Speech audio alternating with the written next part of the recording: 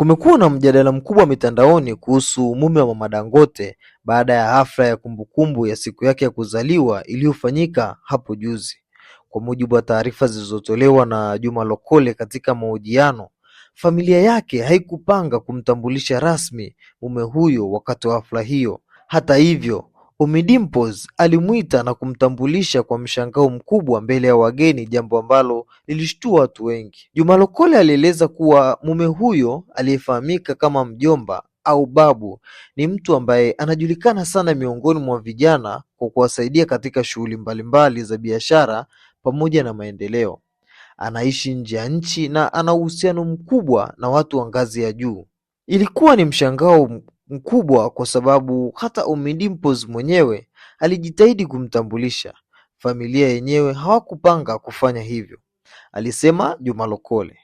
Aliongezea kuwa hafla hiyo ilikuwa maalumu kwa ajili ya kumbukumbu ya Mama Dangote na si kwa ajili ya kumtambulisha mume wake na ndoa yake hiyo ambayo ni rasmi. Mume huyo anaelezwa kuwa ni mtu mwenye hekima, anayempenda Mungu na anayejali maendeleo. Lokole alisisitiza kuwa kuna protocol na taratibu zinazopaswa kufuata katika familia, hivyo ndoa rasmi inatarajiwa kutangazwa wakati mwafaka ukifika. Mama Dangote mwenyewe anaendelea kufurahia maisha yake na inasemekana kuwa ana furaha kubwa tangu aolewe. Sasa tuambie, una maoni gani kuhusu ndoa hii ya Mama Dangote pamoja na mume wake? Japo watu wengi wanadai kwamba haikumpasa Mama Dangote kufanya hivi, kwani ni jambo la aibu. Ana miaka mingi na sasa hivi ilipaswa tu akae na awalee wajukuu wake, asihangaike na mambo ya wanaume. Sasa tuambie una nini kuhusu hili na una jambo gani? Usisite kutuandikia hapo katika uwanja wa comment section. Pia unaweza kutumia sekunde yako moja kubonyeza neno subscribe na kubonyeza alama ya kengele ili uwe kwanza kupata taarifa zetu kila mara. Mama ana waubani, na kwa bahati mbaya, bahati nzuri, waubani wake mama ni anko wangu, Anko Chelo. Anko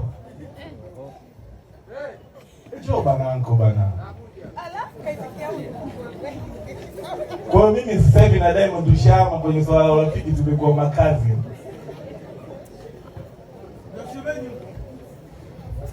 Watulia, mama mwenyewe kimona utaona anko hapa kisogea.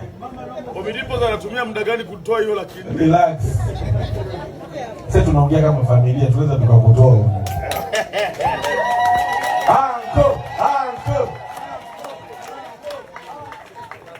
Jamani, huyu ni anko wangu, anaitwa Chelo Fundikira. Anaishi UK, lakini kwa bahati nzuri sasa hivi ndo roho ya mama. Naposema anko wangu ni anko wangu. Kwa sasa hivi mimi na Diamond tumekuwa makazi, ni Mungu huyu. Kabisa. Yaani kwenye ulisi mimi na Tifa ndugu. Mama, mkumbatie basi yangu. Mbona mnazalisha?